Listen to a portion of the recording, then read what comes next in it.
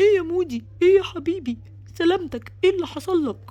انا كنت بتمرجح جامد على المرجح ورحت وقعت ورجلي اتكسرت. ليه كده يا حبيبي؟ سلامتك، الف سلامة.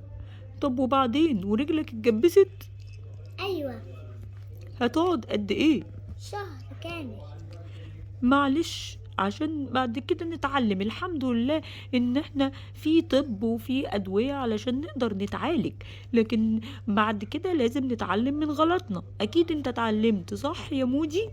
صح. الف سلامة عليك يا حبيبي. سلامتك يا مودي، الف سلامة. ايوه سلامتك يا مودي. احنا ما كناش نعرف ان الموضوع كبير قوي كده، بس عرفنا ان رجلك اتجبست. معلش ان شاء الله تبقى كويس. سلامتك يا مودي يا حبيبي، خلي بالك من نفسك بعد كده. حاضر يا انكل. بس كده يا مودي انت مش هتعرف تيجي معانا الرحلة بتاعة المدرسة، صح؟ هي بعد شهر. مش عارفة، هي لسه ما تحددتش. هو انت هتقعد كده قد ايه؟ شهر.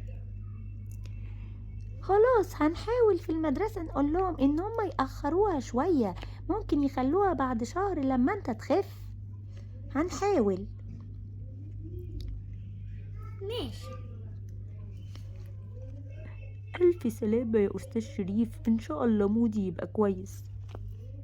شكرا يا أستاذ سامي، شكرا على سؤالك. بصوا يا ساندي ومودي، احنا هنطلع نشتري حاجة علشان ناكلها من هنا من المستشفى. خلوا بالكوا بقى من بعض، يلا، وما تعملوش اي مشاكل. حاضر يا ماما. مودي انا تعبانة قوي، عايزة اجي جنبك على السرير. انا عايزة ابقى جنبك على السرير. مش هينفع يا سانتي، احسن انتي كمان تقعي تتكسري. ليه يعني؟ عادي، هحاول اطلع على السرير. بس هو عالي قوي. طب انا هحاول كده. على فكرة حاسة ان السرير مش عالي قوي، انا هحاول اطلع اهو. بلاش يا سانتي بلاش، لما بابا ماما يجوا هيبقوا يطلعوكي. انا هحاول بس كده، حاجة بسيطة. انا اهو قدرت اطلع اهو، قدرت. انا اهو حاولت اطلع اهو وعرفت. الحقوني، انا وقعت.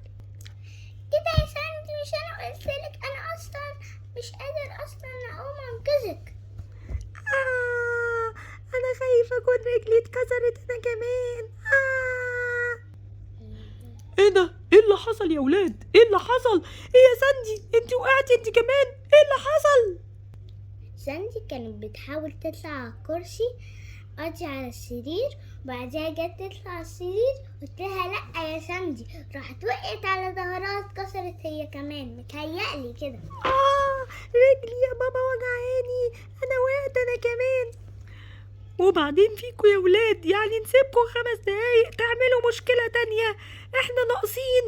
انده على الدكتورة بسرعة يا شريف. في ايه؟ في ايه يا فندم؟ هو انا مش لسه جاية كشفت على الولد؟ معلش يا دكتورة، احنا تعبين حضرتك. البنت اخته كانت بتحاول، ساندي بتحاول تطلع على السرير ووقعت هي كمان. يا خبر ابيض، انا اول مرة اشوف حالة زي كده، يعني الولد واخته الاتنين يقعوا. معلش، احنا مش عارفين نعمل ايه في شقاوتهم. خلاص انا هشوفها وان شاء الله يكون موضوع بسيط. لمبي. حاولي كده تحركي معايا يا ساندي رجلك. بتوجعني قوي. معلش يا حبيبتي، حاولي تحركيها كده. لما بحركها بتوجعني قوي. خلاص احنا برضو هنعمل اشعة ونشوف هي اتكسرت ولا لا.